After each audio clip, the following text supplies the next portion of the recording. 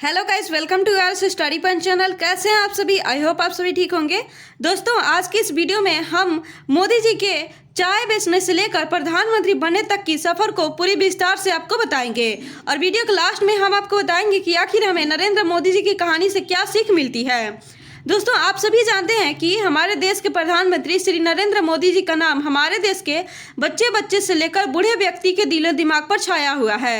इतना ही नहीं, विदेशों में भी नरेंद्र मोदी जी को सभी लोग पहचानते हैं। तो चलिए हम बिना देरी किए हुए आपको नरेंद्र मोदी जी की सक्सेस कहानी बताते हैं। तो दोस्तों, ध्यान से सुनिएगा। नरेंद्र मोदी जी का जन्म 17 सितंबर 1950 में गुजरात के छोटे से गांव वाडनगर में हुआ था। उनके पिता दामोदर दास मूलचंद और माता हीराबेन के 6 संतान थे, जिनमें से तीसरे संतान नरेंद्र मोदी जी हैं। मोदी जी का पूरा नाम नरेंद्र दामोदर दास मोदी है।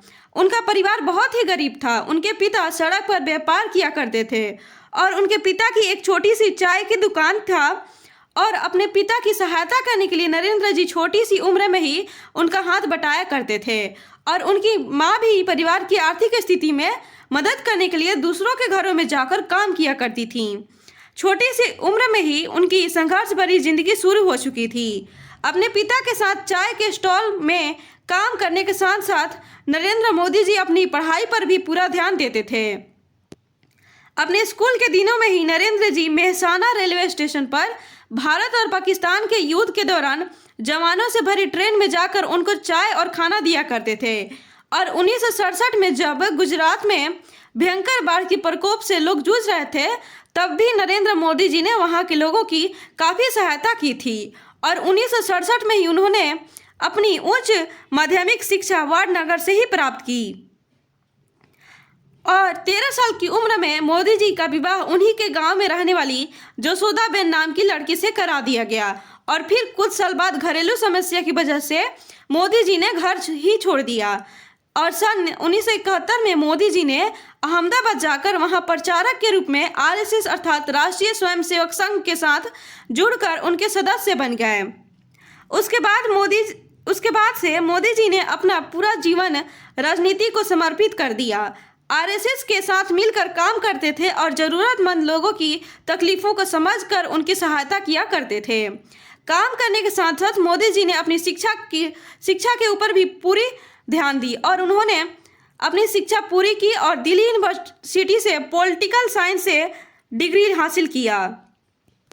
सन 1975 में जब देश के प्रधानमंत्री इंदिरा गांधी जी ने आपातकाल अर्थात इमरजेंसी की घोषणा की और आरएसएस जैसे राजनीतिक संस्थाओं को देश से हटाने का आदेश दे दिया, तब भी नरेंद्र मोदी जी ने भेष बदलकर देश की सेवा किया और सरकार की गलत विचारों और नीतियों का विरोध किया।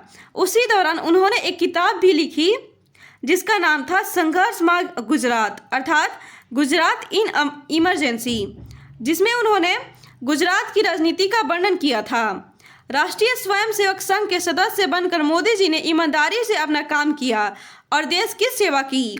उसके बाद उन्हें बीजेपी अर्थात भारतीय जनता पार्टी में शामिल किया गया। उनके योगदान से बीजेपी को गुजरात चुनाव में काफ़ी सहयोग मिली। साल 2001 में जब गुजरात के मुख्यमंत्री केशुभाई पटेल की तबीयत बिगड़ने लगी थी और उसके बाद जब गुजरात में भयानक भूकंप आया तो पूरे गुजरात में भारी कहर सा टूट पड़ा और सब कुछ बर्बाद करके रख दिया। तब बीजेपी के वरिष्ठ नेताओं ने गुजरात के लोगों की सेवा करने के लिए नरेंद्र मोदी जी को मुख्यमंत्री के लिए चुना और उन्हें मुख्यमंत्री बनाया। मोदी जी ने समझदारी और कुशलता से भूकंप राहत कार्य को संभाला और लगभग 2 साल में ही गुजरात को भारत का सबसे बेहतरीन राज्य बना दिया। गुजरात के गांव-गांव में हर वो सुख सुविधा पहुंचा दी जो अन्य राज्यों में सिर्फ शहरों में देखने को मिलते हैं। वहां के लोग मोदी जी के कार्यों से बेहद खुश थे और इसी की वजह से गुजरात की जनता के द्वारा मोदी जी को 4 बार लगातार मुख्यमंत्री के रूप में चुना गया था। उसके बाद 2014 के लोकसभा चुनाव में बीजेपी की ओर से नरेंद्र मोदी जी को प्रधानमंत्री उम्मीदवार घोषित किया गया। मोदी जी ने हर गांव, हर शहर में जाकर रैलियां की और अपने मन की बात आम जनता के सामने रखी। उनके इस देशभक्ति विचारों और नामुमकिन कार्यों को मुमकिन कर दिखने की क्षमता को देखकर भारत की जनता ने नरेंद्र मोदी जी को अपना 15वां प्रधानमंत्री चुन लिया और मोदी 26 मई 2014 को प्रधानमंत्री के पद पर आसीन हुए। देश के प्रधानमंत्री घोषित किए जाने के दिन से ही मोदी जी ने अपना सारा समय देश की प्रगति की ओर लगा दिया है। नरेंद्र मोदी जी ने अब तक एक भी छुट्टी नहीं लिया है और बिना थके और रुके वे दिन में 18 घंटा काम करते हैं। अपने कामों के साथ साथ मोदी जी अपने स्वास्थ्य का भी पूरा ध्यान रखते हैं और प्रतिदिन योगा करते हैं। उन्होंने बहुत सारी विदेशी यात्राएं की और भारत के साथ विदेशों का रिश्ता बहुत ही मजबूत बनाया। आम जनता के लिए उन्होंने नए नए और बहुत सारे योजनाओं की स्थापना की, जैसे स्वच्छ भारत अभियान, मेक इन इंडिया, प्रधानमंत्री जन धन योजना, Beti Bachao Beti Padhao, Ayushman Bharat, local for vocal इत्यादि, जिससे देश भर में लोगों को काफ़ी बदलाव देखने को मिला और इन्हीं योजनाओं की वजह से आज भारत में काफ़ी विकास भी हो रहा है। हाल ही में भ्रष्टाचार के खिलाफ लड़ने के लिए मोदी जी ने बहुत ही सख्त कदम उठाया और भारत के इतिहास में पहली बार पुराने 500 और 1000 के नोटों को बंद कर दिया। इससे आम जनता को परेशानी हुई, लेकिन उसके साथ साथ देश में छुपा हुआ काला धन सामने आने लगा। उनके देश के विकास करने के इन्हीं सब योगदानों की वजह से ही उनको देश की जनता ने सन 2019 में दोबारा प्रधानमंत्री पद के लिए चयन किया। और कोविड-19 जैसे महामारी हमारे देश में भयानक रूप से फैलने के बावजूद आज हमारा देश मजबूती से खड़ा है, तो वो सिर्फ नरेंद्र मोदी जी की बदौलत है।